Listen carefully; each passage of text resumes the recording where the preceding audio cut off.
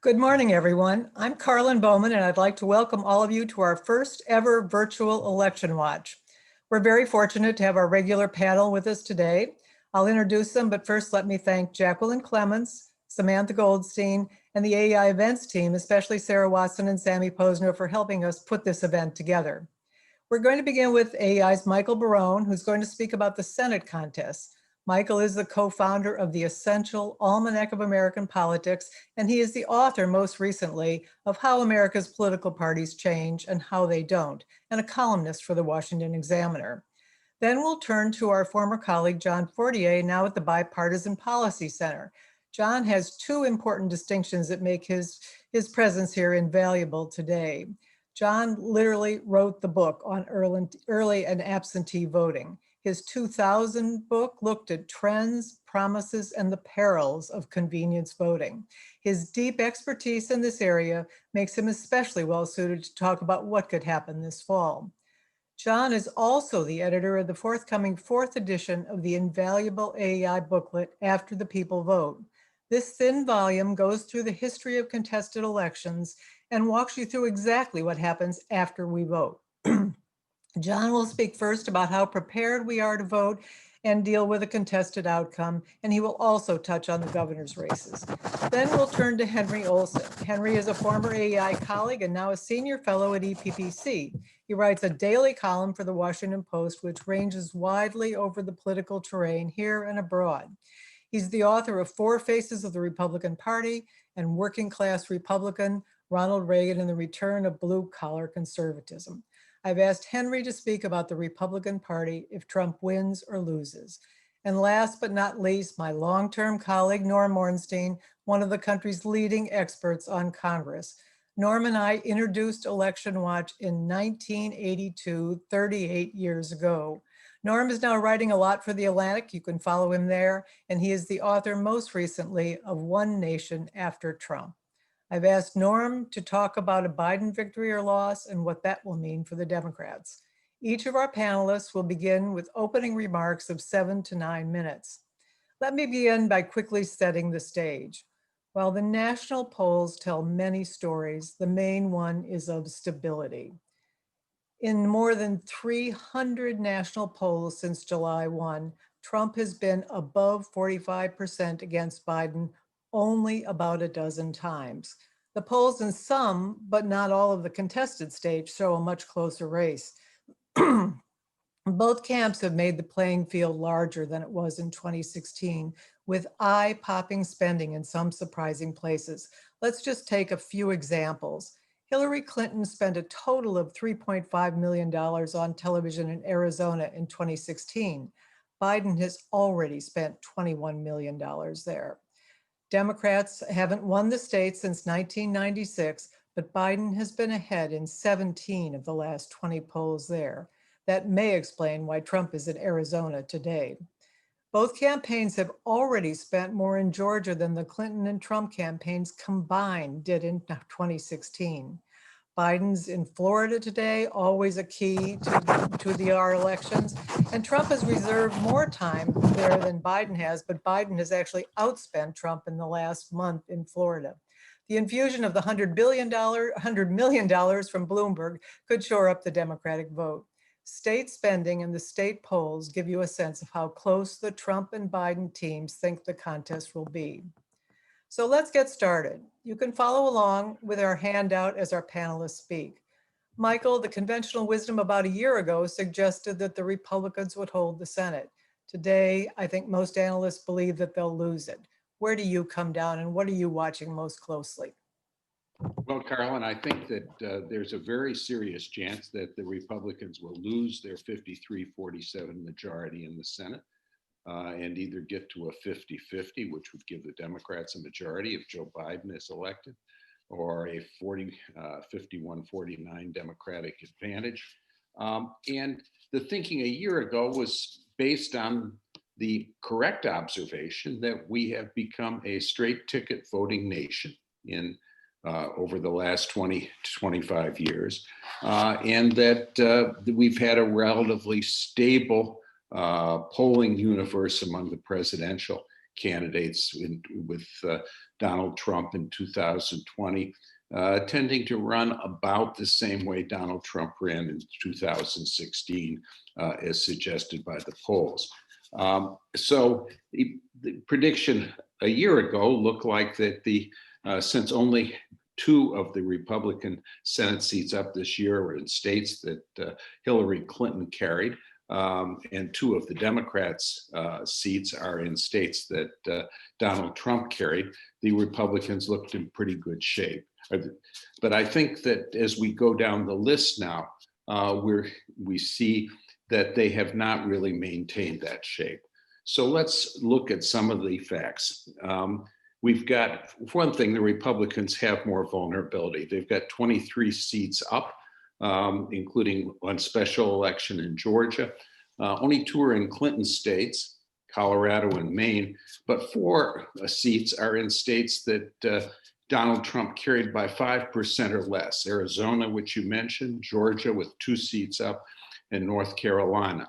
And in all those states, I think one of the things that we've seen is that the Democratic strength in what had seemed to be safe Republican seats back in, say, 2004, has come not so much from increased votes from minorities, from Black or Hispanic voters, though that's been one factor, but it's come from changing attitudes on the basis of white college graduates.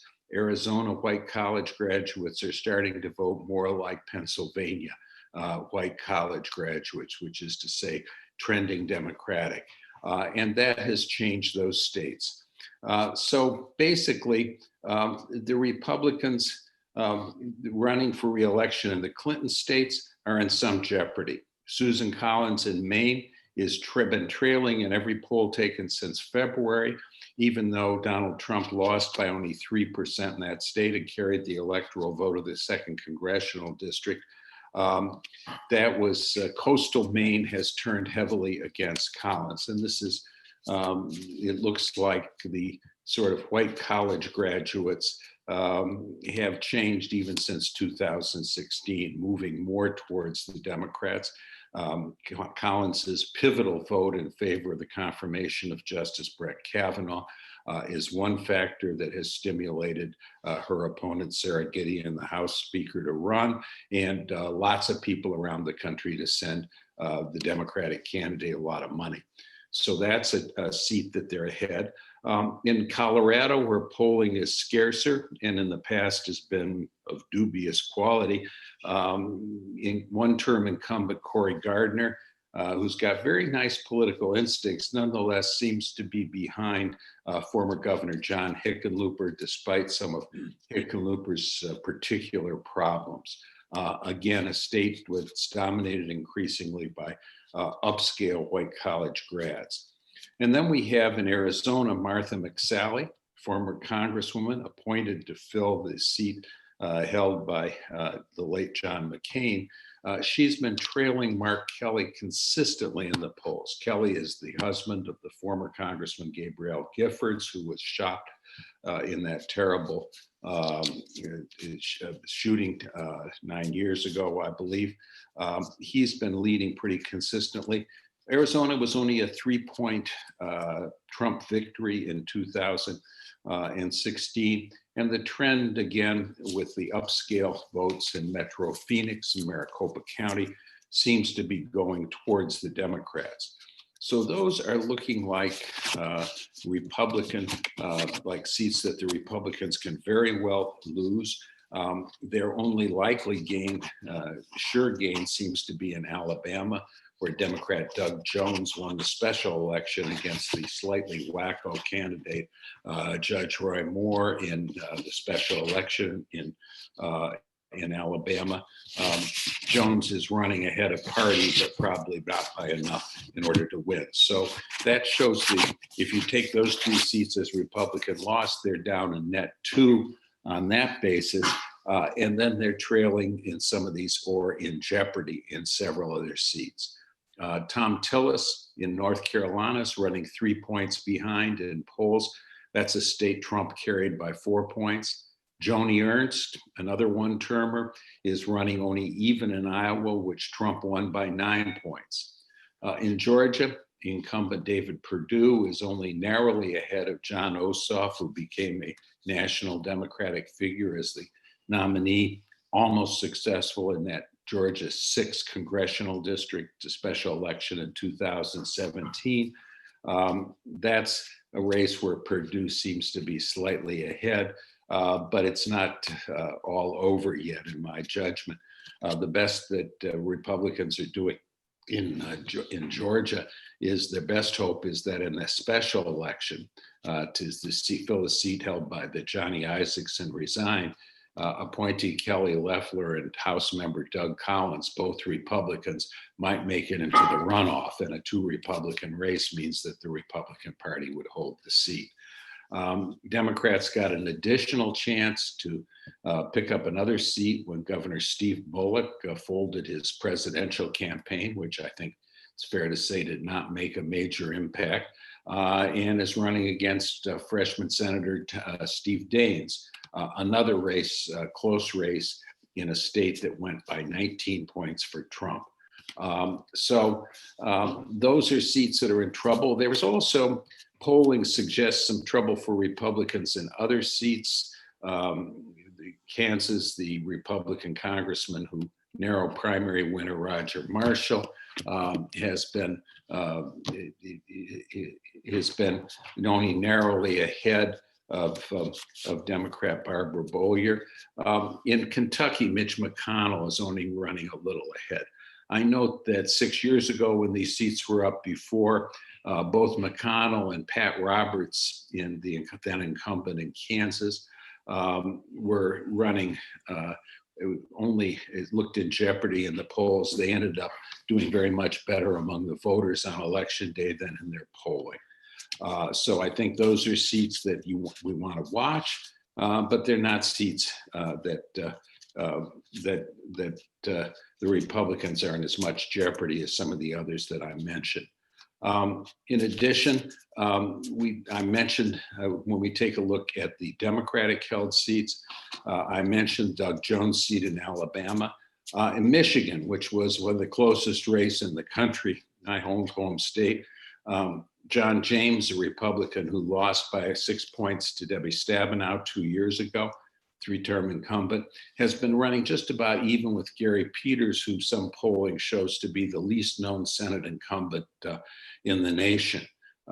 That's a race that looks like a real contest, but it's just about the only one that Republicans of the 12 seats that Democratic seats that are up, where Republicans seem to have a chance in addition to Alabama.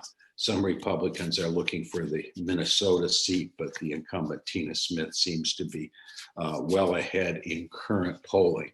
Although Minnesota has, 2016 came much closer to going for Donald Trump than polling indicated.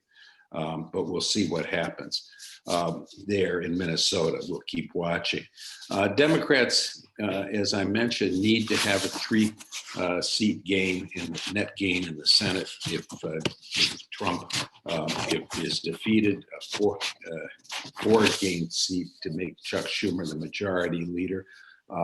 I think that, and that could have real consequences because the Senate Democrats are prepared to abolish the filibuster. There is talk among many Democrats of admitting the District of Columbia, Puerto Rico, and other territories, the Virgin Islands, American Samoa, Guam, as states to bolster their electoral chances in the long run.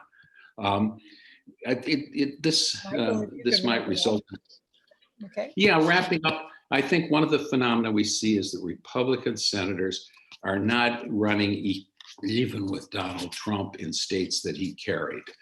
In this partisan Senate, I think it's more difficult for Republicans and for Democrats to establish personal records that could help them win and run ahead of party. And that seems to be the phenomenon that's giving Democrats a very serious chance of winning a Senate majority and making some major policy changes. Thank you very much, Michael. Now we're going to turn to John Fortier for a quick review of the governor's races. There aren't too many of them this year, but I think our audience is going to want to hear from you most, John, about your expectations for how Americans will vote this fall and what effect that might have on when we know who has won. I noticed that your think tank, the Bipartisan Policy Center, is having an event later this month on nightmare scenarios. Could you give us a sneak preview? John. Thank you, Karlyn. So let me touch briefly on the governors. As Karlyn mentioned, this is not the most exciting governor's year. The bigger class happens in the presidential year. Here we have 11 governorships up. The governorships are really, for the most part, not that competitive. The one I would point to is Montana. Montana is a state that Democrats, generally a Republican state that Democrats have held the governorship for 16 years. Steve Bullock, now running for Senate, the current governor, is term limited. And that race between Greg Gianforte, the House member who represents the whole state, and the Lieutenant Governor Mike Cooney is competitive. So I think we will watch that one. There are a few others that people might have wanted to watch in North Carolina or New Hampshire and Vermont, maybe in Missouri or West Virginia, but I think those are likely not to be competitive. So I will just leave it at that one governorship, I think, is one that we will watch, and the others not so much. Before turning to the voting process, let me also say this is really the last chance in most places where elections could affect who redistricts in the next round of redistricting. And that's true for the governorships, but it's also true for some state legislative chambers. Democrats have some hopes of picking up some chambers and some that might really affect the redistricting process. One would be in Minnesota, where if they were to pick up the Senate, they would control the whole process and be able to draw the lines. But also possibly in North Carolina, where they could block Republicans, or hopeful in places like Texas, Florida, and Georgia that maybe they pick up a House and prevent Republicans from redistricting. So I think those races also bear watching, as especially trends in Texas might be good in the House races. They might also be good in the state legislative races. So let me turn to mail voting, MAIL ballots. And everybody is talking about it. As Karlyn mentioned, I wrote a book quite a long time ago at AEI on absentee and early voting. And at least the big picture is still true. We've been seeing increases in voting by mail, increases in voting early for quite a long time. Just I think a little history is worth noting here. If you were voting really in most of the 20th century up until about 1980, you would have found states were very limited in the number of people who voted absentee, maybe 5% or so. And that was pretty universal across states. And it was people voting who needed to vote, often had to have a reason, had to have a witness or a notary public. It was a limited set of voters, starting in 1978 with California, and then many of the Western states following that, opening up the process of absentee, making it more of a convenience for voters rather than a necessity. And then some states really moving towards voting fully by mail, or at least mailing ballots out to everyone, where even before this election, you've seen Washington and Oregon, Colorado, and some others really running their election almost solely by people who get ballots by mail and return them rather than going to a polling place.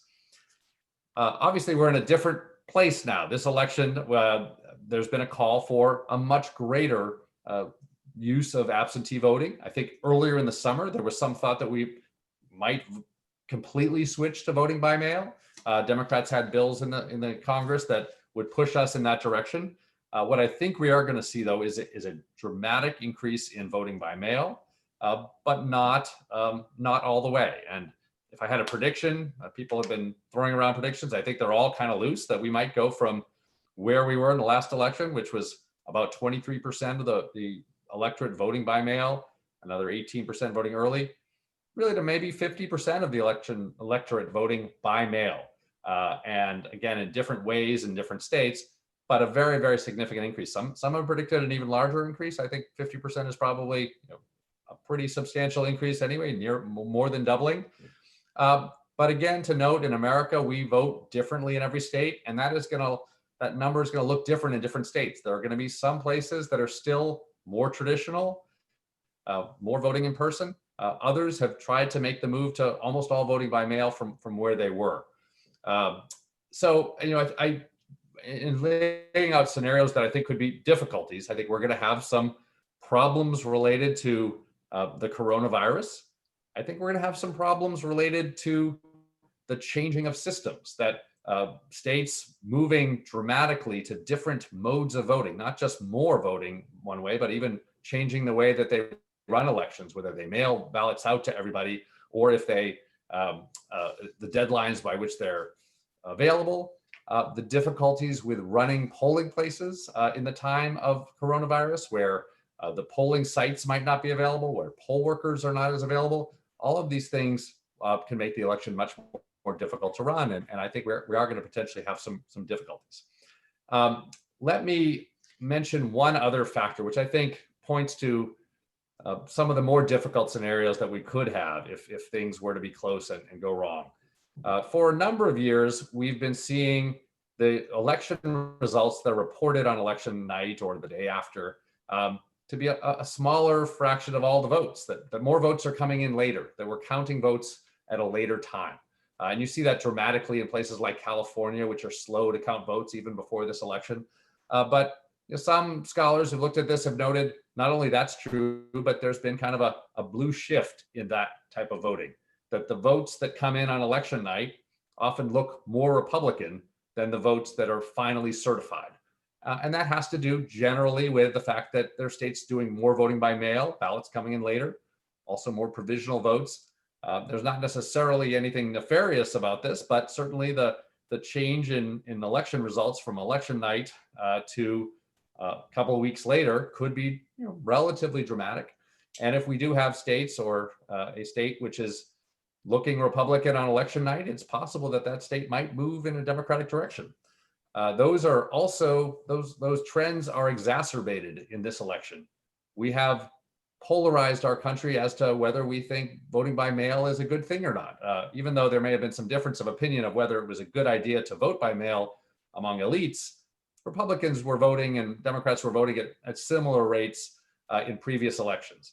Polls now show that a very large percentage of Democrats are going to prefer to vote, looking to vote by mail. And a lot of Republicans, the majority of Republicans, are looking to vote in person. That means that blue shift, that change from the election night results provisionally reported to what we find out the actual results are could be much larger. You could imagine election night showing Republican leads in several states where large numbers of Democrats are voting by mail, and those numbers start to shift as we count the votes over time, causing more confusion. Are we going to know the election results by election night? That's a question people ask frequently. I am less pessimistic than some people. I just noted many pressures to the election which could push it longer, but I still think it is going to depend on the election being relatively close and relatively close in some states. If it's not close, then we may know the election result on election night or the day after quite quickly. Of course, if it's close, as we saw in Florida in 2000, this process can drag on. And I think there are more pressures to this than there were before. But I don't think it's quite as simple as sometimes people think. There are many factors, whether states require the ballot be in by election day or allow a postmark and come in later as a factor. Whether they can process ballots before election night or not is another factor. And I do think that the possibility of last minute changes, last minute court challenges, or post-election court challenges can really muck up the process. So if we do get into a situation where we are post-election like Florida 2000, there's more out there. There's more of the ballot out there than we saw before. The possibility of this dragging out is much greater. The last thing I'll say, and wrapping up, is the presidential election has to be completed more quickly than a typical election. There are deadlines. The Electoral College, the members of the Electoral College will vote on December 14th, about 6 weeks after the election. There's even a deadline before that, the so-called safe harbor date, which is important, not necessarily decisive, but important, which is another 6 days before that. And if our election is caught up in a recount and there are many, many more ballots out there, I do fear we could start pushing up against that deadline, which there are many consequences as to the later counting of the votes and potentially the contestation of that election.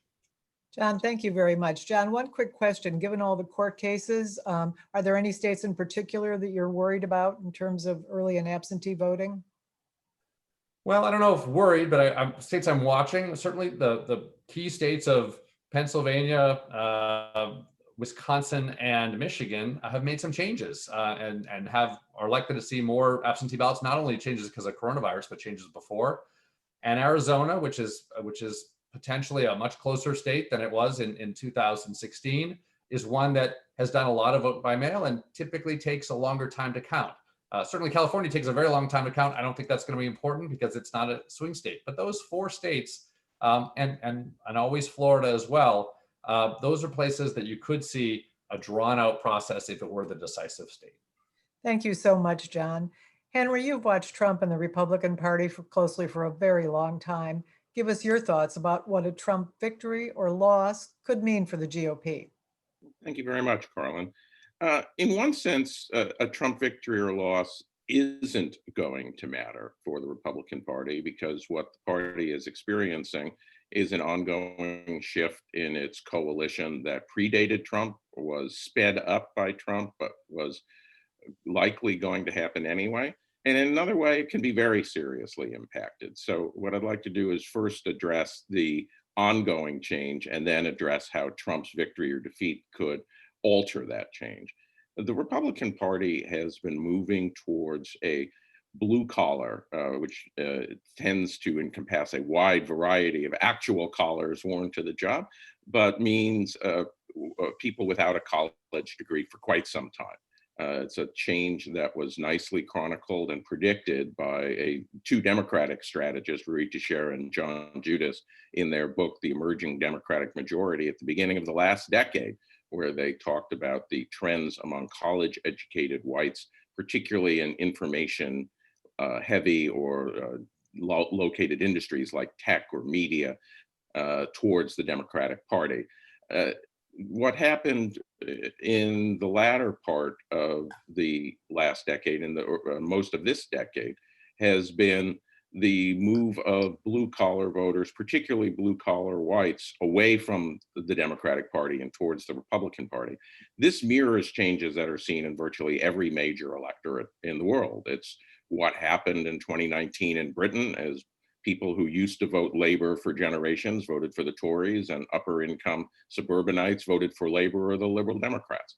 It's part of a change in coalitions that's becoming the norm because of a change in the issues that we're talking about. So in that sense, all Trump did was accelerate that change rather than cause that change.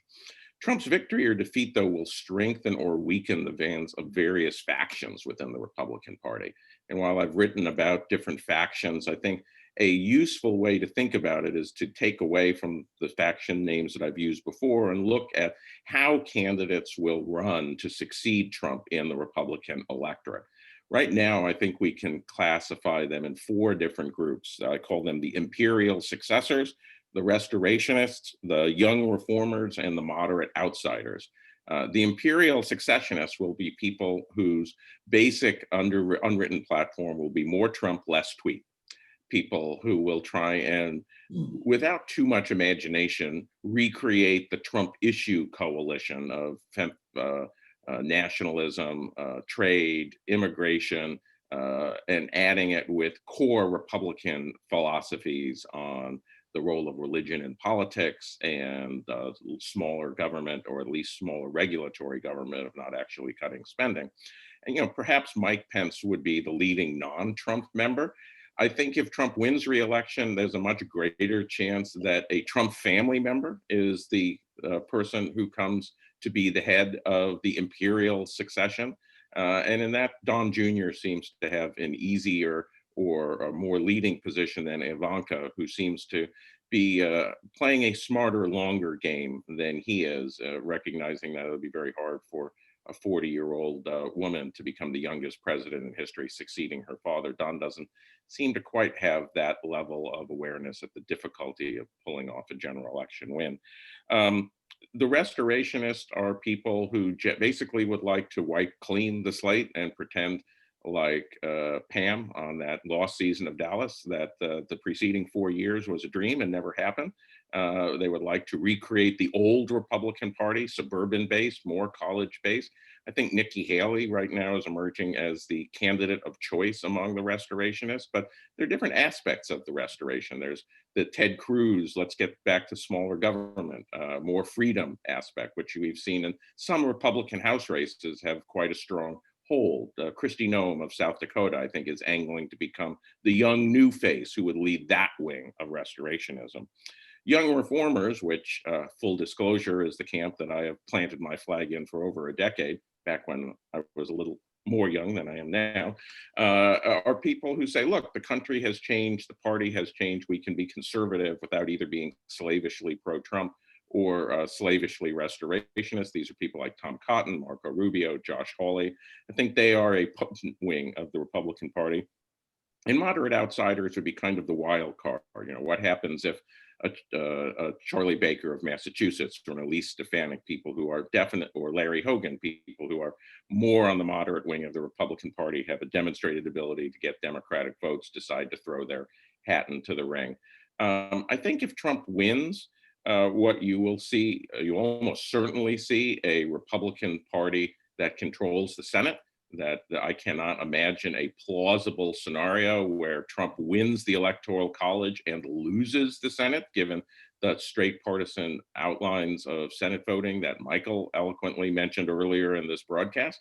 And I think that will strengthen the hand of the people, both on the restorationist side and on the Trump side, that says, the party doesn't need to listen to these moderate outsiders or these young reformers. I think the strength for the latter two groups will be stronger if Trump loses, because there will be some element of thinking in the party that says something was wrong and it's more serious than simply Trump's personality or tweeting habits. Basically, the Republican Party needs to become something that it has not historically been, or at least not historically been since the McKinley era, is my view. And this is why I'm in the young reformers camp. It needs to be more of a nationalist party that back in those days, it spoke on behalf of labor and capital, that Republicans, not Democrats, ran many of the major industrial cities, because workers, while many workers were fighting against their bosses, many more saw them as people who policies that helped the bosses helped the workers. It was also a time when Republicans actually got minority votes. At the time, the Republican Party was the dominant vote getter among many immigrant groups, Catholics, and also was the dominant vote getter among Blacks. I think this is the way to approach the growing minority populations of various ethnicities of Latino and Asian. And it cannot be done on either the imperial successor or the restorationist camp. But one way or another, the Trump victory will continue and in one way accelerate and tip the scales in this ongoing battle. And in party politics in the United States, you only have a chance to really recast a party if you win the presidential nomination. This is what the left wing of the Democratic Party has recognized for decades, and why they continually try and beat the Democratic establishment in a presidential nomination contest, because even though you have many factions that will be represented in Senate and Congress and the state legislatures, the president holds a position not as strong as a prime minister in a Westminster system, but still pretty strong at being able to decisively tilt the balance among party factions. That's how Franklin Roosevelt remade the Democratic Party. It's how Ronald Reagan remade the Republican Party. And so you'll see is jockeying by the various possible contenders to Trump, whether he wins or loses, to try and establish that narrative. One final point is that people have tended to say in the media industrial complex that this is Trump's party now. That is vastly overstated. That poll after poll asks Republican voters, do you see yourself more as a follower of Donald Trump or more of a follower of the Republican Party? Those data are pretty consistent. They show Trump winning, but only with a slight majority. Nearly 40% of Republican voters say they're more of a Republican. I suspect that if Trump loses, that number of people who say they back the president as opposed to the party will drop because of the bandwagon effect. I think the true number of hardcore Trumpists is much smaller within the Republican Party.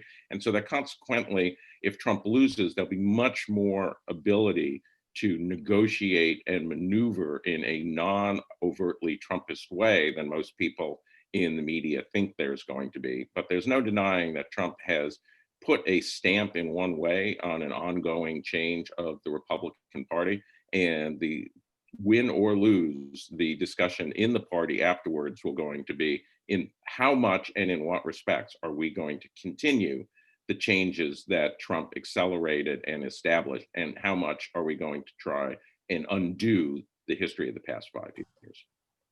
Henry, thank you very much. There's a lot there, certainly. We want to remind you, all of you, to please submit your questions. We'll be taking them a little bit later in the program. And now I'm going to turn to Norm, and I'm going to ask you the same question that I asked Henry in the reverse. What will a Biden victory mean for the Democratic Party or a Biden loss? And how influential do you think the progressive wing of the Democratic Party will be in a Biden administration? Thanks, Karlyn. I would take, frame this in a fashion similar to what Henry did. I would take one small issue with him.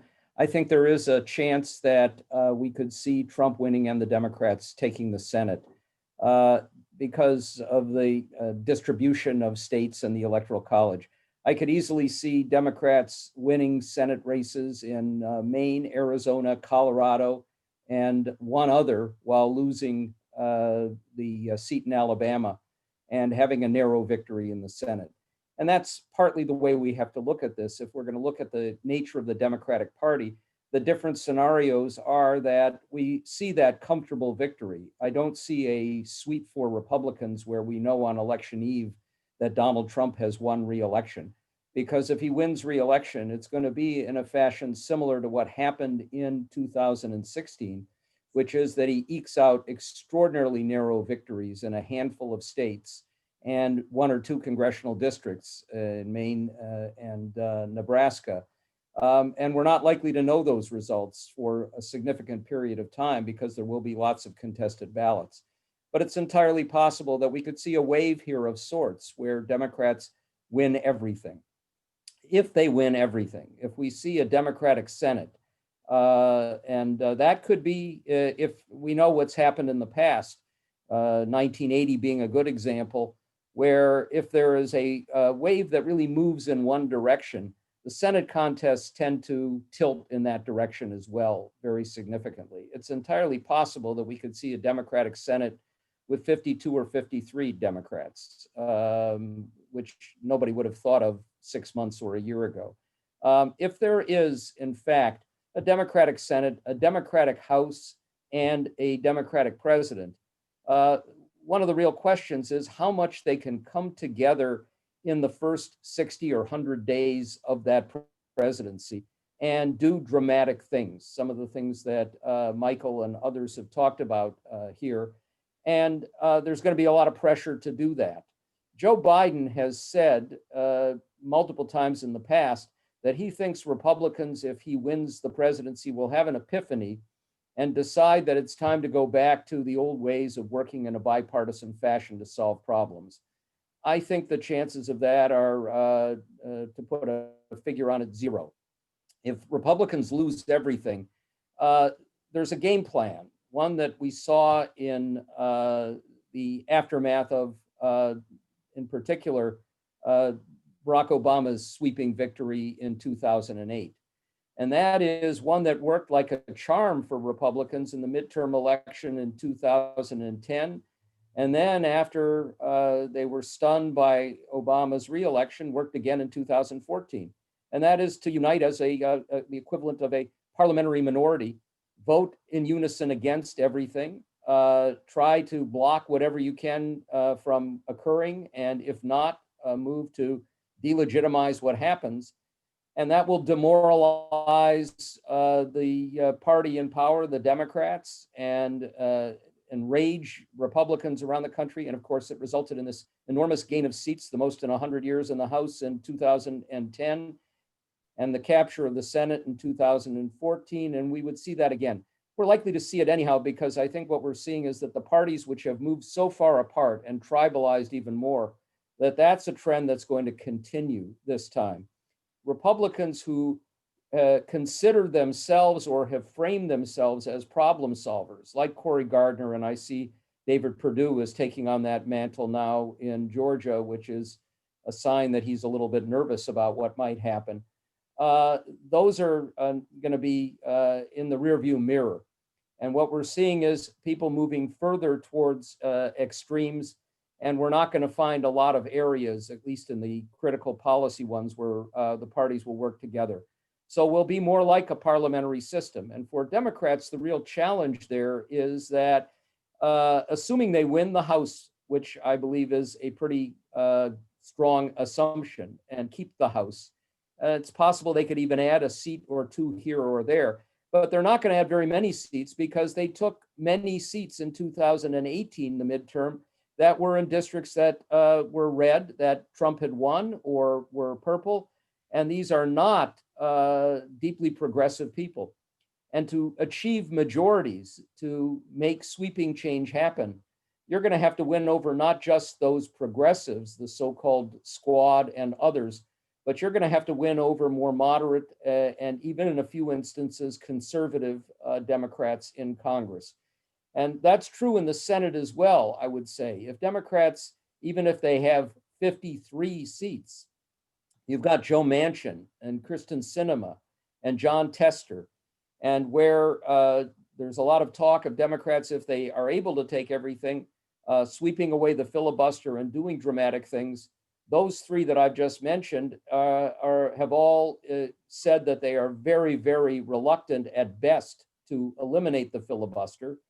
I suspect we will see reform in the process. We may see reform of the reconciliation process, which both Democrats and Republicans have used to try and do major change. It's what gave us the ginormous tax cut in the Trump years, and how they were able to eke out the Affordable Care Act in the Obama years, but it's a limited mechanism. We may see those changes, and if we do, the Democrats will have two things on the agenda right at the beginning.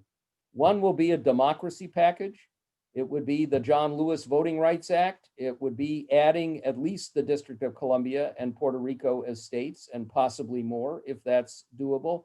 It will include some campaign finance reform, including the Disclose Act, probably more on the voting rights area, including automatic voter registration and a few other elements. And it might even include enlarging the size of the House of Representatives and moving away from the ban on multi-member districts.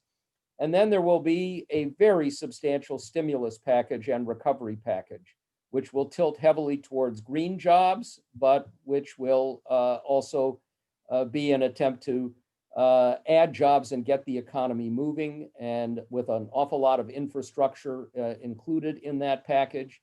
And after that, of course, it will also include some attempt to shore up the healthcare system, but with incremental change in the Affordable Care Act, which is what, of course, Joe Biden has endorsed.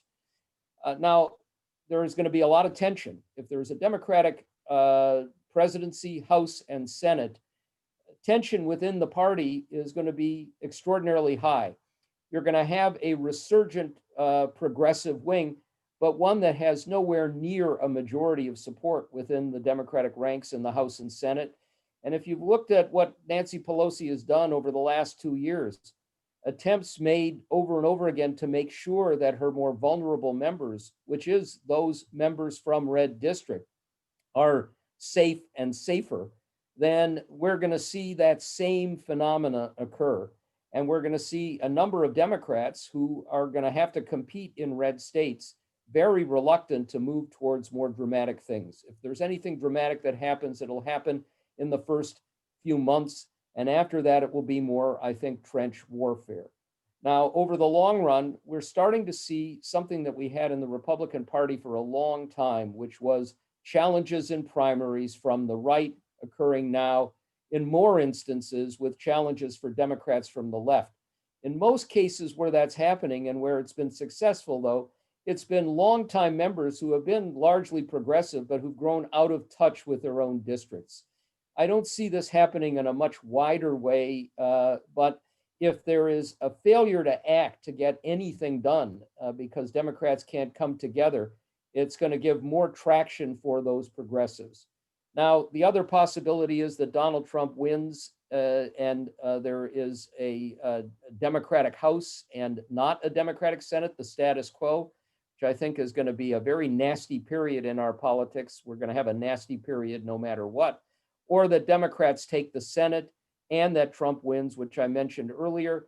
in which case I think we will see a real battle over supremacy between the Congress and the presidency. We're certainly not going to see more judges confirmed.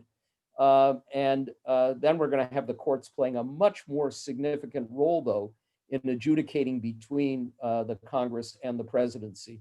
Over the long run, the Democratic Party's prospects are strong in one sense. Younger voters are moving massively towards Democrats and away from Republicans. We know that if you've voted for a party 2 or 3 times in a row as a young person, as you're emerging in the electorate, you tend to develop that identification over a longer period of time. It's a little harder for Democrats among Hispanics to build that larger majority. But of course, the structural nature of the American political process also tends to work against Democrats, both in the Electoral College and the nature of the Senate. What happens to the Republican Party in that case is going to matter as much as the internal dynamic of the Democratic Party. And I would end with just one thing, which is if Trump loses, and assuming he is not prosecuted in New York, I believe he will form a media network, probably joining with the One America network, maybe with RT, but one that will move significantly to the right of Fox and create a kind of populist and more radical alternative that would pose an enormous, I think, political or economic problem for Fox, but that would exacerbate some of the divisions that Henry has talked about on the Republican side. And we do see a kind of Newtonian reaction here in the nature of our politics. If one party is moving in a divisive direction, we're going to see a similar phenomenon in the other. Thanks very much, Norm. I think I'll ask all the panelists if they have questions for each other. Your questions are rolling in, so we have quite a few of those, but any questions from the panelists to each other? It's Michael Barone. I've got a question for Norm. Is Alexandria Ocasio-Cortez going to primary Chuck Schumer in 2022? And is that going to have an effect on his conduct as Senate Majority Leader if the Democrats have the majority, or Minority Leader if the Republicans maintain the majority? So I would say the answer to that, Michael, is first, Schumer is certainly cognizant of that possibility, but it all depends on whether, if he has a majority in the Senate, he can herd those Senate Democratic cats to actually accomplish much of anything. If Schumer is ineffective on that front, then you're definitely going to see that kind of a challenge. And it's not at all clear to me that Schumer is going to be able to be a deeply effective Senate Majority Leader, given the nature of Democrats in the Senate and the larger challenges that he's going to have. And he's not a terribly effective public spokesman either. Any other questions? And I've got a whole list of them from our viewers. I've got one for maybe Henry and Norm. First of all, Henry, I noted you talked about blue collar voters, and you, Michael, and I are blue collar on this panel. Were you talking about us? But my more serious question is, neither of you, Norm nor Henry, really talked about the possibility of a Trump loss and then Trump running again, and Trump gearing up to be the leader of the party and seeking the presidency in 2024. He'd only be roughly the same age as Joe Biden is today. So what are the prospects of that? Henry? Yeah, I think they're fairly decent, but we're talking about 4 years from now. We don't know how many of these legal investigations into Trump will bear fruit. We don't know how Trump will wear when he doesn't have the mantle of the presidency around him. And we frankly don't know how his health is going to emerge. That I remember after 1992, Ross Perot got 19% of the vote. He brought a lot of issues to the forefront. And then 1 year later, or less than a year later, he has a debate on his signature issue, NAFTA, with Al Gore, which most people, I think, thought Perot would do very well. And it really ended his political career because Gore did so well in basically unmasking Perot's shallowness. And that could very well happen to Trump, that Trump could very well be, in personal sense, the whirlwind that swept across the plains that loses energy once it comes to rest. Norm?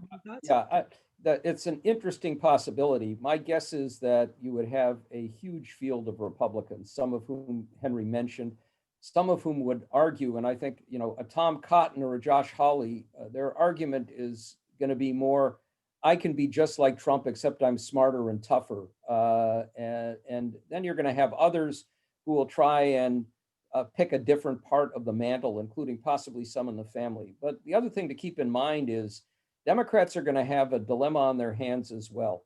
I believe we've seen an extraordinary level of corruption among different people in this administration, from the Postmaster General through some in the cabinet, but also we have many issues surrounding the president. What they do with that is another issue. And Donald Trump could find himself in significant legal jeopardy in the state of New York in particular. And we don't know how all of that plays out, including how it plays out for the rest of his family. I'm sure there will be, whether Trump ran again or not, an attempt to create that family dynasty. And we have a pretty good history of dynasties in this country. We do indeed. There's so many questions coming in. A lot of them are about absentee voting. Here's one from a longtime Election Watch viewer. If Trump loses and announces his intention to stay, challenging the results, who or which enforcement has the authority to remove him from 1600 Pennsylvania Avenue? Let's hope that doesn't happen. Norm?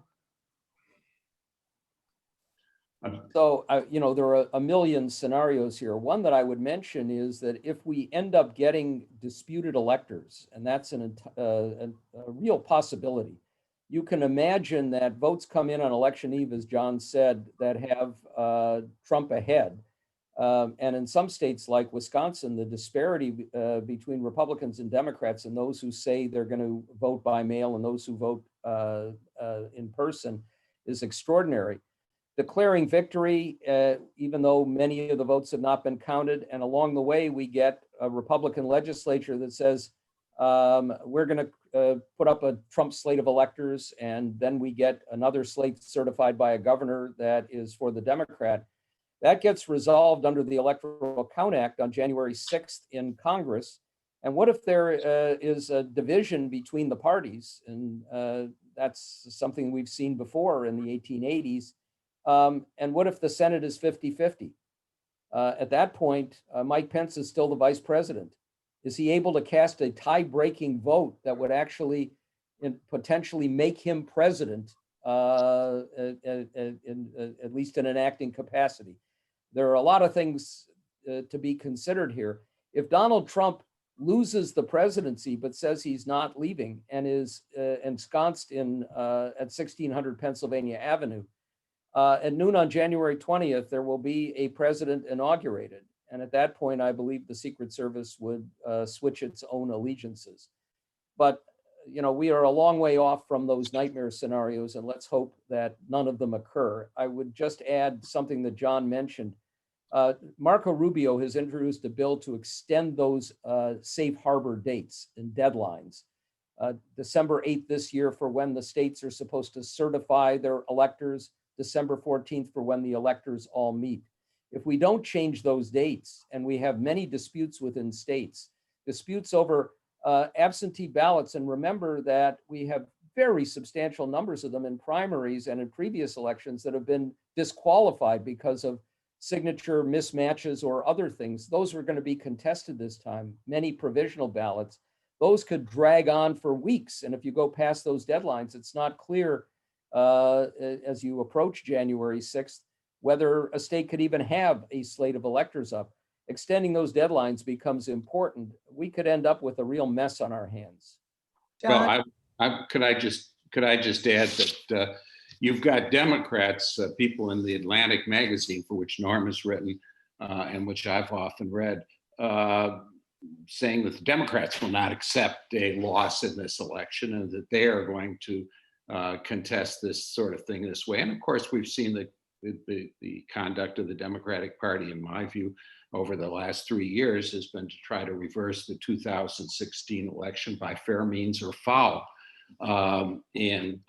So I think, we've got a destabilizing thing. One positive element in this, I noticed most recent poll announced, I think in the last 24 hours, where the percentage of Democrats saying that they wanted to vote by mail or absentee and don't want to go to the polls seems to be going down, which, if true, would narrow the discrepancy between election day voting and votes still to be counted afterwards. I think that would be a positive thing. And I think some Democratic politicians and voters are realizing that it's possible, particularly if you vote very late by mail, that the vote never comes in. Not very partisan views of say that there's more chance that, not a large chance, but some chance your vote won't be counted if you vote by mail rather than in person. And so I think that they may be concluding that they want the Democratic Party candidate to win this election. Better to go to the polls and keep your mask on. Don't, and so forth, but go to the polls on election day. So that discrepancy may be narrowing. John, your thoughts on this question? I know you're a bit of a skeptic of the Rubio approach just to keep the pressure on to get these votes counted, which we've done pretty successfully for 58 elections thus far in our history. Well, I guess I did want to just stress that I do think there are all these pressures on the counting and that things could take longer. But what does that mean? And again, I think we could see election night results because it's not that close. If it's a little closer, I still think we're likely to see results streaming in the days, in the 2 or 3 or 4 days after the election. The process by which it gets really ugly, that points to where Norm is going, is that we then are in a place where a state or states are the decisive states, and those states are really close. I don't know if that's hundreds of ballots or thousands, but it's not tens of thousands or 20,000 votes. It's a really close election, like Florida, or worse, like the 1876 election, which Norm has written about it and others. So I think unless we have that, then we really don't start pushing that date of the electors and when they meet, or the safe harbor deadline. If we do get to that point, I think Norm's right. If the Senate and House are in different hands, we could have a deadlock, and that's the thing we don't want to see. An election down to one state pushes those deadlines. Multiple slates of electors are submitted, and the House and Senate can't easily resolve that. That's the one I think that we should watch the most carefully. Let me just add, Karlyn, that states vary in terms of when they can begin processing votes by mail, vary quite dramatically. California, which has had huge issues in the past, we know weeks before results are in, has changed this time. And now they are going to begin processing those absentee ballots much earlier, which means we'll get results out of California, even though in the presidential contest it won't matter so much, but it will in a lot of House races very early. There are struggles going on in states like Pennsylvania and Michigan and Wisconsin, where secretaries of state want to change the rules, which now don't allow you to even begin to open or process absentee ballots until election day, which can mean very, very long delays afterwards, to being able to begin at least the day before. And Republican legislatures are pushing back against that. And so we may see some of the states that are very much battleground states not being able to reach results for some time. That's a part of the nightmare here. Maybe that will change.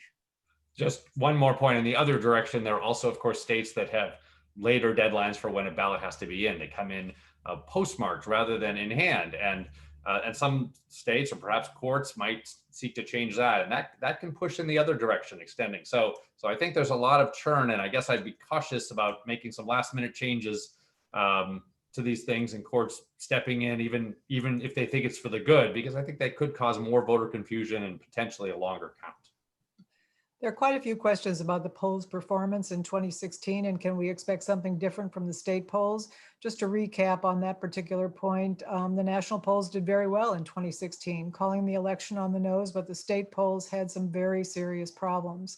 And I'd recommend 2 pieces to you, one by our AEI colleague, Sean Trendy, in Real Clear Politics yesterday, who examined very, very carefully how the state polls performed and what his expectations are about this year, but also a piece by Courtney Kennedy at the Pew Research Center, who's one of the best methodologists they have. She's been looking at some of the state polls this year and sees some of the problems that we saw in, in 2016 with samples and the like. So it is possible, again, that there are some problems with the state polls. As I said earlier, many of these state polls are very, very close within the margin of error. And we need to pay attention to that, particularly in the hotly contested states. Do any of you have anything else to say about the polls? I would say that the two people that you cited, and also Nate Cohn of the New York Times, going back to a piece that he wrote in June 2016, the pollsters have struggled to make sure that they have enough white non-college voters sampled in their samples, because white non-college in 2016 and later, and going back some distance in time, have been voting different from white college voters. Pollsters didn't, when they voted about the same, pollsters just didn't bother trying to separate out those groups and make sure that they got a proper sample of them. But Sean Trendy argues basically, they haven't really solved this problem. They tend to undersample the white non-college voters, which delivered large margins for Trump in 2016. And so that is a lingering problem for the polling profession, even though it got the national numbers pretty close to being on the nose, 2016. Here's another question. Do the debates matter? Yes, these are two candidates, each capable of self-harm in various ways, and each in their 70s. Each of them, I think, older than any successful presidential candidate in the past, although not older than Henry Gassaway Davis, the Democrats' 1904 VP nominee, who was 81 years old. If only for the possibility of self-harm, I think they matter. Can I add? I think they matter perhaps more than in other years. Look, I think one of the things Republicans still are hoping on and have not seen in the polls is perhaps there's a little more of the base coming home. Perhaps there's actually some voters that really, even though Joe Biden seems like a well-known candidate, he was the vice president, maybe not knowing Joe Biden as well, maybe being defined as more of a traditional Democrat.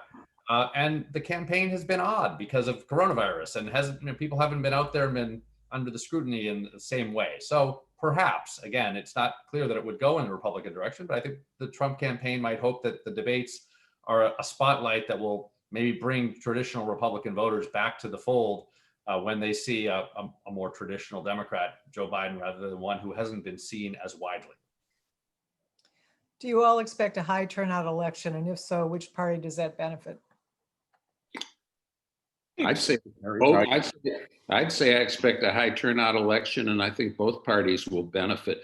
We've really been in a high turnout era since 2004. You hear talk of voter suppression, and we're getting fewer voters. Actually, when you take a look at voter turnout as a percentage of eligibles, you're looking at figures that are comparable to, say, the 1960-64 period, which was a high point for the 20th and 21st century, that we have pretty high participation. Any other comments? Yeah, I'm expecting a very high turnout election. We're already seeing that presaged in a lot of the primary elections, where record high turnouts of people in primary elections are already occurring. I think it'll benefit Republicans slightly on balance compared to 2018, simply because we saw a very motivated electorate in 2018 towards Democrats. And while there will be some people who will vote Democratic who did not vote in 2018, I think white working class voters are more likely to be presidential only election voters, and that will slightly benefit Republicans. And that too is borne out in some of the states in primary data where Republican turnout is comparatively stronger in those high turnout primaries than the Democratic primary. So it's an interesting dynamic here. One way in which it could very well help Democrats is there was a depressed turnout in 2016 in key places, especially in Pennsylvania, Michigan, and Wisconsin, of African-American voters in the cities, in Detroit and Milwaukee in particular. That was in part because of some antipathy towards Hillary Clinton, going back to her bitter primary contests against Barack Obama in 2008. And there were other reasons. I think we're going to see a much higher enthusiasm level this time, and it will make a difference in those states. But then it becomes a question of whether the surprising turnout that we saw in ex-urban areas in Florida, for example, in rural areas that benefited Trump, will continue this time. Some of that may depend on whether we get a resurgence of the coronavirus in the flu season, which also is going to have an impact on what kinds of votes take place, votes in person or votes by mail. I would just nitpick just a little bit factually on that, Norm. Clearly Democrats did not get the high turnout among African-American voters in 2016 than they did in 2008, 2012, when Barack Obama, the first African-American president, was on the ballot. I think that was to be expected. But, when you look at the demographics and the census estimates, there aren't as many Black people in Detroit as there used to be. There aren't as many Black people in Milwaukee as there used to be. There's been Black flight out of those cities and out of those metro areas, out of Chicago.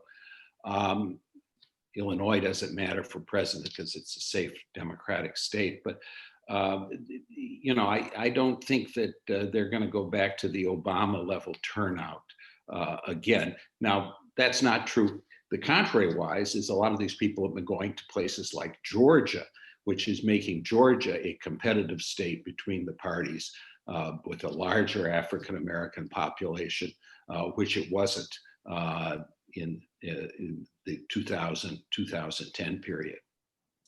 Norm, you alluded to the filibuster in your initial remarks, and we have several questions about the filibuster, and I'd like to recommend to people the piece I think you wrote in the Atlantic a while back on reforming the filibuster, but the basic question is what happens to the filibuster if the Democrats win a Senate majority?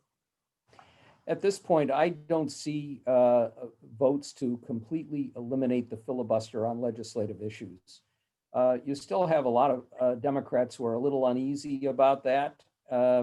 That can change, but I think reform of the filibuster is very much a possibility. It might not happen right away. It might be that if there's a President Joe Biden, he says, let's wait a while to see if we can get some cooperation on some of these issues. I think there'll be tremendous pressure, though, to bring about a change because they want to move quickly and move boldly. And what I had suggested as an alternative is to flip the numbers around. Right now, of course, it takes 3/5 of the Senate, 60 votes, to stop debate on an issue. And if you made it 40 votes to continue debate, you put the burden on the minority, which is the way it was traditionally when it was before they made the change in 1975, it was 2/3 of those senators present and voting. Which meant if you went all around the clock, the minority had to keep its members there, because if they didn't, a very much smaller number, the 2/3 of maybe 70 members there, could have been enough to break a filibuster. That would retain the ability of a minority to delay a vote and maybe even keep it from occurring indefinitely, but they would have to put in a lot of time and effort to do it. And right now there is no time and effort required for the minority. So variations of that may be something that they would consider. I would suspect that given what we've seen in the last number of years, the ability of a minority to completely block action in the Senate, even in areas where there's a consensus, that the pressure to do something about the rules will be there. And as I mentioned earlier as well, one other possibility is to change the nature of the reconciliation process, to make a greater ability to include broader things there, which is the one place where you can force a vote without any kind of delay and have a majority pass. I think, there's a lot of talk about the filibuster. I think the problem is not the filibuster. The problem is the partisan filibuster, that we've had an unprecedented use in the last 20, 25 years of political minorities to use the process to create a massive, almost a require for unanimity, if not literal 100 to nothing, at least requiring bipartisan consensus on virtually everything. And I think there's a very good argument for eliminating or severely curtailing the use of a filibuster for partisan reasons. That can include things like limiting the number of times a purely, forcing members to sign up in caucuses and limiting the number of times that a filibuster can be called for by a purely partisan coalition, raising the threshold for minority votes, like from 40 to 45, depending how many times a partisan filibuster effort is launched. Yet, one thing that Madison talked about in the Federalist Papers is how the more you push for unanimity, the more that actually weakens popular government. And that's what the partisan filibuster does, whether it's used by Republicans or Democrats. And I think we ought to be reforming it in a way so that the filibuster becomes, what it ought to be, which is something that is rarely invoked on matters of pressing interest that cut across partisan interests. That's when we should be using a filibuster, not to advance the partisan interest of one party or another. Good point. We have just a few minutes left. One question about the campaigns pursuing very different strategies, with Trump being much more out on the campaign trail, a much more active digital presence, actually having people ask for their votes. Biden is making his first trip to Florida today, a very different kind of campaign. Any thoughts about the way those campaigns are working? And then if you have any final comments, I want to go quickly around the panel one more time, and we will end it there. Well, I think that the different campaign styles, Donald Trump is talking too much and Joe Biden is not talking enough. Trump gets himself in trouble, commits self-harm in a variety of ways. I won't go into the details. Joe Biden has been protected by a sympathetic press, many members of whom are convinced that Trump is a Hitler figure and that they need to elect Joe Biden and do anything they can. He's taken almost no questions. And that's why I say debates are a high-risk element situation for him, as they are also for Donald Trump. Will he get away with that? I don't know. John, final comment and answer to that last question? Yeah, so I mean, I guess my final comment really is thinking about the scenarios where Joe Biden wins, and obviously you could see a scenario where he doesn't have the Senate or has a narrow majority in the Senate, and I think that one is it's true about the pressures of the filibuster, but that one's going to be more difficult for him because a 51-49 or 50-50 Senate with Joe Biden and the pressure on the party wanting to do things, I think you'll find that they probably can't do as much, and we'll see him frustrated. Moving just a few percentage points in the Democratic direction, you could imagine a very big win for Democrats with a substantial Senate majority, but also wins in the state legislatures, as I pointed out before. So, I think it matters. A modest Biden win with a close Senate, I think looks very, very different than a really triumphal Biden win with a few more percentage points to the left. I'd like to second John's point about how important those state legislative elections are. As we know, the Obama administration lost about 900 seats in state legislatures over the course of those two terms. And the Democrats have been clawing the back and pouring a lot of money into those races for all the reasons that John talked about. And in his introductory remarks, those races will be very important. Henry, final comments? I think when we're taking a look at the election, that both sides need to take a deep breath after the election, which is that the rhetoric that has been coming out of both sides has been borderline apocalyptic. And we have an important decision to make, which is, do we want to continue to think of people on the other side as a loyal opposition? That is a crucial concept for a peaceful liberal democracy. And if win or lose, one side or the other decides to double down on the most apocalyptic rhetoric that they've been engaging in, that to me is the biggest threat to democracy, is when we start to see the other people as disloyal and consequently de facto treasonous, is when we start to lose the thing that we value the most. Very well taken, Henry. After all, we've done it peacefully and successfully 58 times. Let's make this a 59th. And Norm, you have the last word. So on a couple of areas, I also will second what Henry said. But the conditions that brought about a Donald Trump were there before he emerged. It would have happened even if there hadn't been a Trump at some point, and they're going to be there afterwards. Governing is going to be extremely difficult in this country for some time. The challenges are there because the post-COVID world is going to be very, very tough to deal with. Many of these issues are intractable, but we also have deep divisions, and they are exacerbated by a social and tribal media and by the reality that you can create fake things now that look absolutely real on video or elsewhere, and that conspiracy theories like QAnon can spread rapidly, and they're now happening all over the world. The second point that I would make is a narrower one. Karlyn, you mentioned Florida. The most interesting dynamic in Florida, and it may be replicated elsewhere, is that Donald Trump appears to be doing much better among Hispanic voters than he did in 2016, and that Biden is struggling compared to where Hillary Clinton was.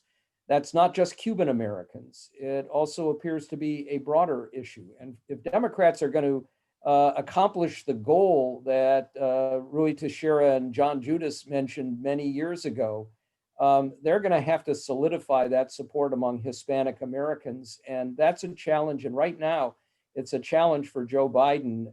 And he's got the money to do it. The question is whether he has the ability to move in and convince a lot of those voters to stick with Democrats. Thanks, Norm, and thanks to all of the panelists for a wonderful discussion. We look forward to seeing you back again on October 20th, when we will be here to talk about where the campaign is. And thank you so much for tuning in. Bye.